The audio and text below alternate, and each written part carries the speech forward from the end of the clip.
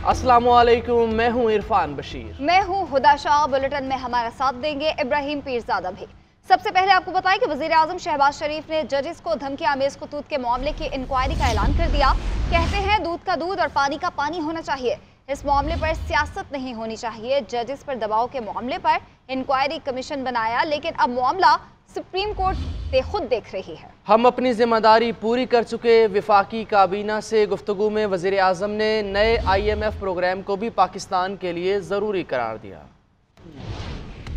जो खतूत गए हैं मतलब जजेस को, हमें इसके ऊपर गाड़ी का मुजाहरा करना चाहिए और किसी किस्म की सियासत को हमें नज़दीक नहीं आने देना चाहिए। इस मामले की तहकीक कराएंगे ताकि दूध का दूध और पानी का पानी। इसका सुप्रीम कोर्ट के साथ जो हमारी मीटिंग हुई थी उसकी रोशनी में हमने काबीना की मंजूरी के साथ साहिब फैसला किया। इंक्वायरी कमीशन हमने बनाया। परसों फिर सुप्रीम कोर्ट ने सो मोटो इसके ऊपर कर लिया है। Supreme court ball is now in their court. हमने अपनी जिम्मेदारी पूरी कर दी थी। IMF के साथ इसी महीने उम्मीद की जानी चाहिए। स्टैंड बाय एग्रीमेंट था, उसकी जो आखिरी किस्त है मिल जाएगी। और इसके साथ ही वजीर खजाना तशरीफ ले जा रहे हैं अपनी टीम के साथ वाशिंगटन, जहाँ पर इनकी स्प्रिंग इनकी वहाँ पर मीटिंग्स होनी और वहाँ पर IMF के साथ नया प्रोग्राम है। इस्लामाबाद और लाहौर में जजेस को धमकी अमेज खत मिलने की तहकीकात इस वक्त जारी है। सुप्रीम कोर्ट और इस्लामाबाद हाई कोर्ट के जजेस को खतूत सैटेलाइट टाउन रावलपिंडी से भेजे गए। लाहौर हाई कोर्ट के जजेस को भी खतूत रावलपिंडी और इस्लामाबाद के पते से लाहौर भिजवाए गए। तफ्तीशी हुकाम का कहना है कि महकमा डाक के मुतल्लिका अमले को शामिल तफ्तीश किया जाएगा। अदालती अमले और पोस्टल सर्विस के अमले की मोबाइल CDR भी हासिल की जाएगी।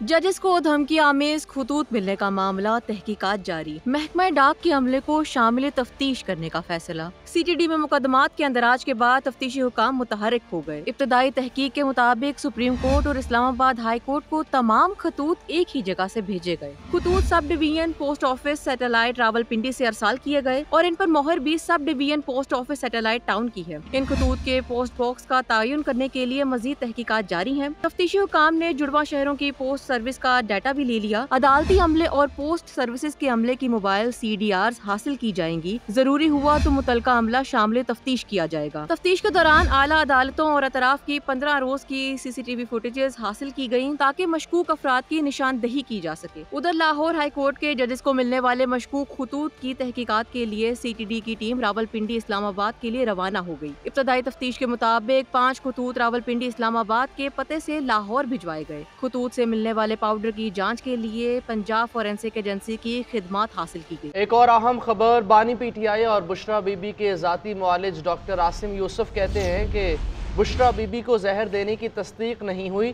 4 डॉक्टर्स की टीम ने बनी गाला में बुशरा बीबी का चेकअप किया।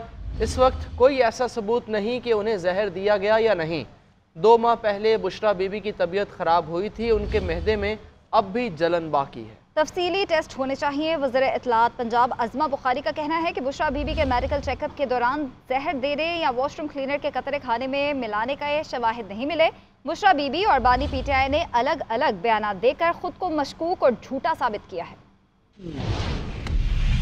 बुशरा बीबी को खाने में जहर देने के असरात नहीं मिले। बुशरा बीबी के मालिज डॉक्टर आसिम की तस्दीक। सहाफियों से गुफ्तगू में डॉक्टर आसिम यूसुफ ने कहा कि 4 डॉक्टर्स पर मुश्तमिल टीम ने बनी गाला जाकर बुशरा बीबी का चेकअप किया। उनकी तबीयत पहले से बेहतर है। इस वक्त कोई ऐसा सबूत नहीं कि उन्हें जहर दिया गया है या नहीं। डॉक्टर आसिम ने मजीद बताया कि 2 माह पहले बुशरा बीबी की तबीयत खराब हुई, उसकी वजह मालूम नहीं। फूड पॉइजनिंग के कोई असरात नहीं, मगर बुशरा बीबी के मेदे में अभी भी जलन है। तफसीली टेस्ट होने चाहिए। रिपोर्ट की रोशनी में हम उन्हें अद्वियात देंगे। दूसरी जानिब वजीर इत्तलात पंजाब उस्मा बुखारी ने बानी तहरीक इंसाफ और उनकी अहलिया को आदतन झूठा करार दे दिया। कहा बुशरा बीबी को शिकायत थी कि खाने में मिर्चें ज्यादा थी, लेकिन उनको जहर देने या हार्पिक के कतरे खाने में मिलाने के कोई शवाहिद नहीं मिले। बुशरा बीबी और बानी PTI ने अलग अलग बयान देकर खुद को मशकूक और झूठा साबित किया। PTI रहनुमा उमर अयूब कहते हैं कि बुशरा बीबी के खाने में जहर मिलाया गया था। रावलपिंडी में अडियाला जेल के बाहर मीडिया से गुफ्तगू करते हुए उमर अयूब ने कहा कि उम्मीद रखते हैं कि सुप्रीम कोर्ट फुल बेंच बनाकर जजेस के खत की तहकीकात करेगी। बानी PTI ने जजेस को धमकी आमेज खतूत पर तशवीश का इजहार किया। बानी PTI ने कहा कि वो अदलिया की आज़ादी के लिए खड़े हैं। ईद के बाद हम अपनी तहरीक शुरू कर रहे हैं। चुराया हुआ मैंडेट है 8 फरवरी का, उसके लिए हमने जस्तजू जारी रखनी है। और 6 जजेस जो हमारे इस्लामाबाद हाई कोर्ट के ऊपर जोर लगाया, उनको धमकाया, तो हम लोग अपनी जुडिशरी के साथ खड़े हैं और हम लोग ये उम्मीद रखते हैं कि सुप्रीम जुडिशल काउंसिल और सुप्रीम कोर्ट फुल बेंच बना के इसकी हियरिंग करे और जिन लोगों ने ये काम किए उनको कैफरे किरदार तक पहुंचाना चाहिए। ईद के बाद हमारी एक ग्रैंड अलायंस, पॉलिटिकल अलायंस बन चुकी है, जिसका जलसा भी होगा, मुख्तलिफ पार्टीज उसमें है और उसका एक नुकाती एजेंडा है और वो है पाकिस्तान में आइन और कानून की बालादस्ती। उन लोगों को जो समझते हैं कि बुशरा बीबी वज़ीर आज़म इमरान खान साहब कमजोरी है, वो उनकी खामख्याली है। बुशरा बीबी वज़ीर आज़म इमरान खान साहब की ताकत है, वो उनके साथ खड़ी रही हैं और खड़ी रहेंगी। उनके खिलाफ जो जहर देने का सिलसिला है, उनकी अभी मेडिकल चेकअप होगा। खान साहब हमारे फाउंडर चेयरमैन है वज़ीर आज़म साहब, और वो उनकी स्वाबदीद है, वो किस प्लेयर को किस वक्त आगे करें या पीछे करें, फील्डिंग के लिए साइड पे करें, कहां पे रखें, वो वज़ीर आज़म इमरान खान साहब की स्वाबदीद है। खबरों के सिलसिले को आगे बढ़ाते हैं और अपने नाज़रीन को बताते हैं कि चेयरमैन पीपल्स पार्टी क्या कहते हैं। तो जनाब, उनका कहना है कि हम विफाकी हुकूमत में शामिल नहीं, अवामी मसाइल के हल के लिए हुकूमत की हिमायत का फैसला किया। सिंध बलोचिस्तान में अवामी मुआशी मुआहिदों की पासदारी करेंगे। इंतखाबात में किसी एक जमात को वाज़ेह अक्सरियत नहीं मिली, तमाम जमातें मिलकर आवाम के मसाइल हल करें। नोडेरो में जुल्फ़िकार अली भुट्टो की बरसी पर तकरीब से खिताब में कहा कि हुकूमत को वक्त दिया गया तो पाकिस्तान को मुआशी बहरान से निकालेंगे, अदालती निज़ाम में इस्लाहात की तरफ बढ़ना होगा।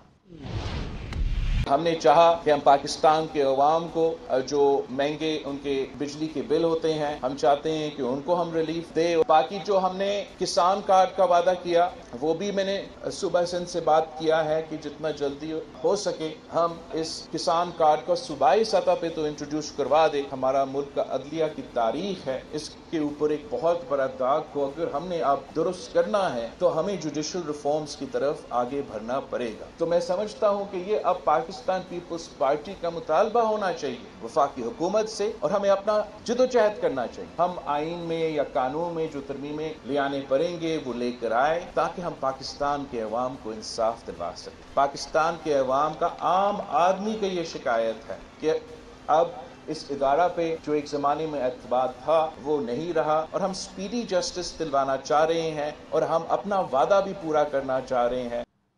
अमीर जमात इस्लामी हाफिज नेमुर रहमान कहते हैं कि कच्चे के डाकू लोगों को अगवा करके तावान मांग रहे हैं। सिंध में रात को बाहर निकलना मुश्किल हो गया है। मुस्तरद हुक्मरानों को हम पर मुसल्लत कर दिया गया है।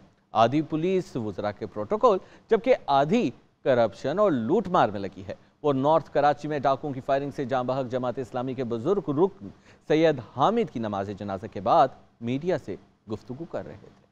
कच्चे के डाकू वहाँ खड़े हुए हैं और पूरे पाकिस्तान में बदनामी हो रही है हमारी। कल मुझे दीर के इलाके से लोगों के फोन आए, लोग यहाँ पर आए, उनको अगवा कर लिया गया है और करोड़ों रुपए तावान मांगा जा रहा है। इसी तरह से रात को निकलना अंदरूनी सिंध में मुश्किल हो गया है। नेशनल हाईवे पे बंद करनी पड़ती है, कॉन्वॉय चल रहे हैं। ये अचानक से कहाँ से तोपें आ गई इनके पास, और ये तोपें आई कैसे? हमारे इदारे क्या कर रहे होते हैं, नहीं पता चल रहा कि पुलिस क्या कर रही है, ये नाफिज करने वाले इदारे क्या कर रहे हैं। हुकूमत अमलन नाकाम है और इस वक्त सूबा सिंध में तो बिल्कुल डाकू राज है, डाकू राज। 35 साल इस शहर को जिन लोगों ने तबाह किया, बर्बाद किया, उनको मुसल्लत किया गया है यहाँ इलेक्शन के जरिए से, फॉर्म 47 के जरिए। डीआईजी वेस्ट इरफान बलोच कहते हैं कि 2 हफ्तों के दौरान 31 पुलिस मुकाबलों में 3 डाकू हलाक जबकि 31 जख्मी हालत में गिरफ्तार कर लिए गए। इन्वेस्टिगेशन और क्रिमिनल जस्टिस सिस्टम में खामियां हैं, SHOs को थोड़ा वक्त मिलना चाहिए। वो कराची में मीडिया से गुफ्तगू कर रहे थे। गुज़श्ता जो 8-10 दिन हुए हैं उसमें पुलिस ने कोई 32 मुकाबले किए, 32 लोग उसमें ज़ख्मी हुए हैं और 2 इसमें मारे गए हैं। बल्कि आज सुबह को जो हुआ उसके साथ 3 हार्डन डाकू मारे गए हैं और 31 लोग इसमें ज़ख्मी हुए हैं। 31 जो ज़ख्मी हुए हैं इन 8-10 दिनों में, वो सारे के सारे ऑलमोस्ट सारे के सारे जो है वो रिपीट ऑफेंडर्स हैं। पहले भी ये जेलों में जा चुके हैं, पहले भी इनके ऊपर केसेस हो चुके हैं। हमारा और हमारी टीम का जो फोकस है वो यही है कि जो लोग ज़ख्मी कर रहे हैं लोगों को दौरान डकैती या दौरान डकैती हलाक कर रहे हैं या शहीद कर रहे हैं बच्चों को, नौजवान लड़कों को, उनके पीछे हम जाएँ, उनको गिरफ्तार करें, उनको कैफरे किरदार तक पहुँचाएँ। वज़ीर आज़म मोहम्मद शहबाज शरीफ की ज़ेर सदारत वज़ारत ख़ज़ाना के हवाले से इजलास। शहबाज शरीफ का कहना था कि आइंदा 5 बरस में टैक्स को GDP के 15% तक लेकर जाएंगे। वफाक 18वीं तरमीम के तमाम मुत्तलिका वज़ारतें और इदारे सूबों के हवाले करेगा। सरकारी कर्ज में बतदरीज कमी, पेंशन और सब्सिडी इस्लाहात, सरकारी मलकियती इदारों की इस्लाहात और निष्कारी पर हुकूमत की भरपूर तवज्जो मरकूज है। IMF के साथ स्टैंड बाय प्रोग्राम की तकमील खुशाइंद है। हुकूमत IMF के साथ आइंदा प्रोग्राम के लिए भरपूर मेहनत करेगी। आगे बढ़ेंगे। हाफिज नईमुर रहमान अमीर जमाती इस्लामी पाकिस्तान मुंतखब, सिराजुल हक और लियाकत बलोच को शिकस्त हो गई। हाफिज नईमुर रहमान जमाती इस्लामी के छठे अमीर बने। मुद्दत अप्रैल 2029 तक होगी। हाफिज नईम अमीर जमात इस्लामी कराची के अमीर की हैसियत से जिम्मेदारी निभा रहे थे। वज़ीर आला पंजाब मरियम नवाज से वर्ल्ड बैंक के कंट्री डायरेक्टर की मुलाकात हुई। मुलाकात में पंजाब में वर्ल्ड बैंक के इश्तराक से जारी तरक्याती मंसूबों पर तबादले ख्याल किया गया। वज़ीर आला मरियम नवाज से उज़्बेकिस्तान के सफ़ीर ने भी मुलाकात की, जिसमें तालीम, सेहत, ज़राअत समेत मुख्तलिफ शोबों में मुआशी ताउन बढ़ाने और फार्मास्यूटिकल और सर्जिकल आलात की बाहमी तजारत पर तबादले ख्याल किया गया। इससे पहले मुस्लिम लीग आज़ाद कश्मीर के सदर शाह गुलाम कादिर वज़ीर आला मरियम नवाज से मिले। मरियम नवाज ने कहा, पंजाब में पायदार तरक्की के लिए प्रोजेक्ट लाए जा रहे हैं। ईद की बढ़ती रौनकों की बात करेंगे। ईद की छुट्टियों का ऐलान होते ही बाज़ारों की रौनकें दोबाला हो गईं। इस्लामाबाद के इलाके कराची कंपनी की मार्केट में ख़वातीन का रश बढ़ गया है। इसी हवाले से बात करेंगे सबीन शहबाज से, जो इस वक्त वहाँ पे मौजूद हैं। सबीन बताएगा।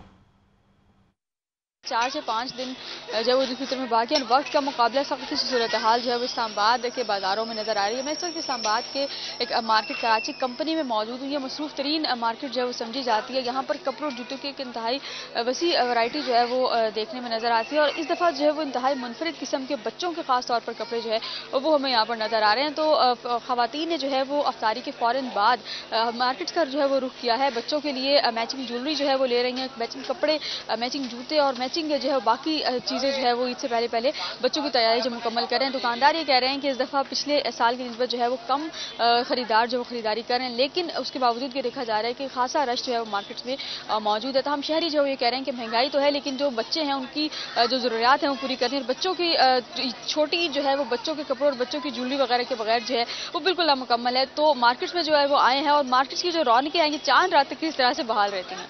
जी तो जनाब, ये थी इस्लामाबाद की सूरत हाल। कराची की मार्केट्स का क्या है अहवाल, बता रही हैं शारिका कमाल।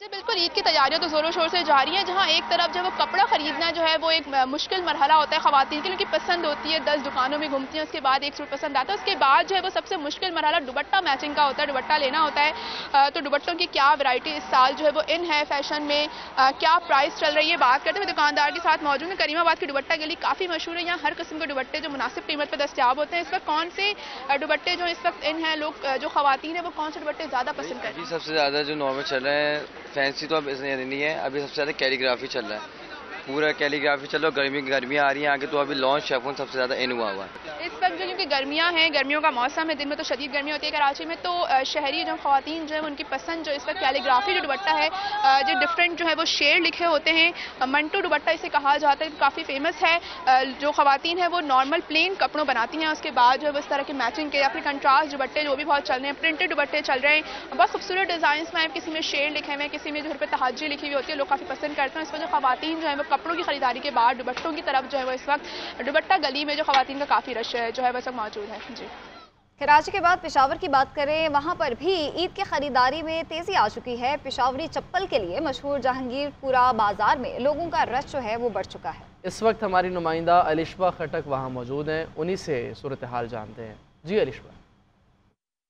जी बिल्कुल, ईद उल फितर में अब कुछ ही दिन बाकी रह गए हैं। पेशावर के शहरी जो है ईद के लिए मुख्तलिफ चीज़ें ख़रीदते हैं, लेकिन पेशावर के जो मर्द हजरात हैं वो ईद पर ज़रूर अपनी मनपसंद पेशावरी चप्पल जो है वो पहनना पसंद करते हैं। इस वक्त मैं पेशावर के मशहूर जहांगीरपुरा बाज़ार में मौजूद हूँ, जहाँ बड़ी तादाद में जो है शहरी आए हुए हैं और अपने मनपसंद पेशावरी चप्पल जो है वो ख़रीद रहे हैं। इस वक्त मेरे साथ एक शहरी मौजूद है, आइए इनसे बात करते हैं। जी सर, मुझे ये बताइएगा कि इस साल आपको कौन सी चप्पली पसंद आई है जो आप ले रहे हो, रेट्स के बारे में क्या कहेंगे? रेट तो बहुत महंगा है थोड़ा सा। पिछली दफा जो रेट था वो बहुत अच्छा रेट था, इस दफा ये जो महंगाई है बहुत ज्यादा, हर चीज महंगा है, लेकिन चीज बहुत महंगा है, इस दफा महंगाई बहुत ज्यादा है। जी बिल्कुल, इनका यही कहना है कि वो अपनी ईद की खुशियों को अच्छी तरह सेलिब्रेट करने के लिए अच्छी चप्पल देख रहे और ले रहे हैं, लेकिन रेट्स इतने ज़्यादा है कि वो जो है चप्पल पसंद करने में भी उनको दुश्वारी पेश आ रही है। जी, कराची के कारोबारी मरकज़ तारिक रोड पर ईद की खरीदारी के लिए शहरियों का रश तो बढ़ गया है और ट्रैफिक की रवानी और सिक्योरिटी इक़दाम को फुल प्रूफ बनाने के लिए मेन शाहराहों पर ट्रैफिक पुलिस के कैंप्स कायम कर दिए गए हैं। क्या इंतजाम किए जा रहे हैं, मजीद बताएंगे राना खालिद महमूद। जी बहुत शुक्रिया। मैं इस वक्त मेन तारिक रोड पर मौजूद हूँ और ईद की आमद है। रमज़ान मुबारक के अख्ताम के साथ ही मार्केटों में आवाम का रश बढ़ जाता है। जैसे कि मेरे कैमरा आपको दिखा सकते हैं कि इस वक्त जो है तारिक रोड पर आवाम का जो रश हमें काफ़ी देखने में आ रहा है और यहाँ पर जो है पुलिस की जानिब से खातिर का इकदाम किए गए हैं। ट्रैफिक पुलिस का यहाँ पे कैंप भी कायम किया गया है। हमारे साथ यहाँ मौजूद हैं जो सब डिवीज़न न्यू टाउन के जो DSP अमजद, हम इनसे बात करेंगे। ये हमें बताएंगे कि यहाँ पर आवाम की सहूलत के लिए क्या इकदाम किए गए हैं, जो यहाँ पे कैंप कायम किया गया है, वहाँ से आवाम को क्या रिलीफ मिल रहा है। ट्रैफिक का फ्लो के लिए हमने रक्षों को यहाँ पे बिल्कुल बंद कर दिया है। रक्षों को हमने बिल्कुल यहाँ अलाउ नहीं कर रखा। मुख्तलिफ जगह से डाइवर्जन दे रखी है। तारिक रोड पर हमारा इस वक्त फ्री कॉरिडोर है रक्षों के हवाले से और हैवी ट्रैफिक कमर्शियल गाड़ियों के हवाले से। ये गाड़ी हमने अलाउ नहीं कर रखी। तो पब्लिक जो है वो डबल पार्किंग को हमने अलाउ नहीं कर रखा। डबल पार्किंग के लिए हम लोगों से रिक्वेस्ट कर रहे हैं कि वो यहाँ पे गाड़ी पार्क ना करें। कि यहाँ पर जो कैंप कायम किए गए हैं वो आवाम की जो है आवाम के लिए नहायत ही मुआविन है और उन्होंने आवाम से भी अपील की है कि वो ट्रैफिक की रवानी को जो है फ़ाल रखने के लिए पुलिस के साथ ताउन करें। जी।